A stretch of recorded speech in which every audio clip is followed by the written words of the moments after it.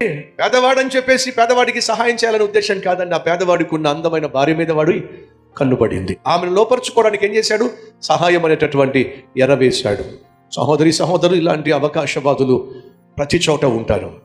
నీకు ఉద్యోగం ఇప్పిస్తానంటారు, నీకు లోన్ ఇప్పిస్తానంటారు, నీకు ప్రమోషన్ ఇప్పిస్తానంటారు. ఈ విధంగా నీకున్నటువంటి అవసరాన్ని, నీకున్నటువంటి కష్టాన్ని, నీకున్నటువంటి లోన్లీనెస్ని, ఒంటరితనాన్ని ఆధారం చేసుకొని అపద్బాంధవులుగా మీ జీవితంలో ప్రవేశించి ఆ తర్వాత మీ జీవితంలో అడ్రస్సే లేకుండా చేసేస్తారు. మిమ్మల్ని అనాథలుగా చేసేస్తారు.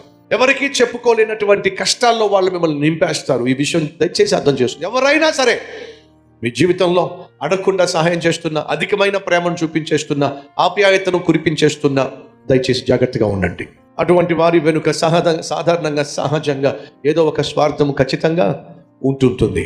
కేవలం దేవుణ్ణి కలిగి, దేవుని ప్రేమ కలిగిన వారు మాత్రం తప్ప మిగతా వాళ్ళు ఎవరైనా సరే నీ పట్ల అతి ప్రేమను కానీ, అతి ఆప్యాయతను కానీ, అతి మితిమీరినటువంటి అభిమానం కానీ చూపిస్తున్నట్లయితే బహు జాగ్రత్తగా ఉండాల్సిందిగా కోరుతున్నాను. జరిగిందే